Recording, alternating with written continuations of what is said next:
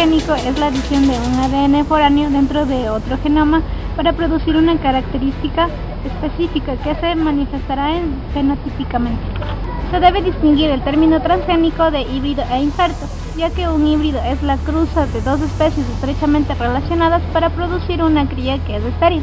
En cambio, un injerto es simplemente la adición de una parte vegetativa dentro de una planta, donde existe un intercambio entre el patrón e el injerto.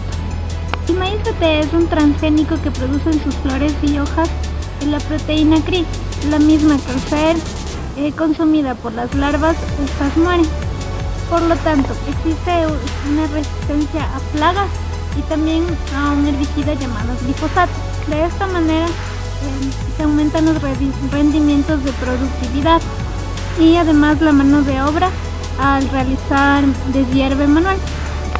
El maíz BT, a su vez, al ser cultivado en campo abierto, no se puede realizar un control de la polinización. Por ende, existe una fuga de genes, lo que repercute en la contaminación de cultivos nativos y la pérdida de biodiversidad. Bacillus thuringiensis es una bacteria gram positiva que habita generalmente en el suelo y que se utiliza comúnmente como una alternativa biológica al pesticida porque produce inclusiones cristalinas con actividad insecticida. Existen dos superfamilias de toxinas, la CRI y la CIT, ambas específicas, inocuas a humanos y biodegradables. Tienen una resistencia al barredor europeo del maíz llamado Ostrinia nubilalis, que tienen una tolerancia al herbicida fosfinotricina, específicamente glufosinato de amonio. De manera general se acepta que las toxinas CRI provocan un desequilibrio osmótico en las células epiteliales donde se insertan en la membrana del insecto.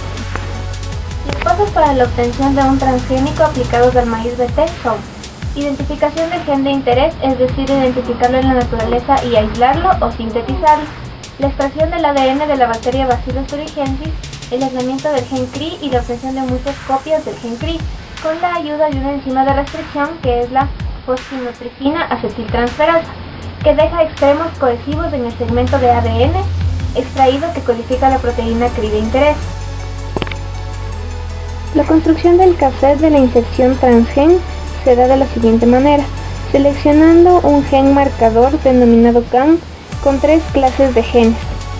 Marcadores seleccionables: genes que dan resistencia a los antibióticos, genes que dan resistencia a herbicidas o genes involucrados con varias vías metabólicas. Este gen puede ser el gen BAR, que trabaja con la enzima fosfinotricina acetiltransferasa de selección negativa, es decir, de resistencia a los herbicidas. Un gen promotor que inicia la transcripción y controla la expresión del gen. Lo más comúnmente usado son los derivados del virus del mosaico de la coliflor, como el 35KDM.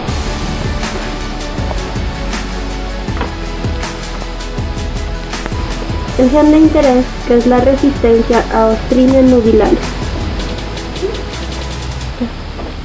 El gen de terminación, que es el TNOS3', de determinación a la transcripción del gen nopalina sintasa NOS de Agrobacterium tumefaciens, que termina la transcripción y dirige la poliadenilación.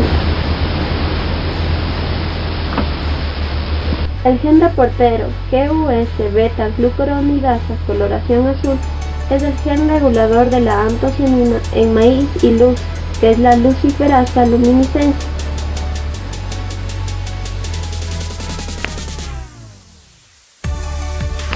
La enzima de restricción ha cortado el plásmido en la secuencia específica donde se introducirá el gen de interés, que después de la obtención del cassette se introduce en un plásmido que servirá de vector con la ayuda de una enzima DNA ligasa, que pertenece a la bacteria Agrobacterium tumefaciens. Se unirán los extremos pegajosos o cohesivos del ADN del plásmido con el segmento de ADN de interés.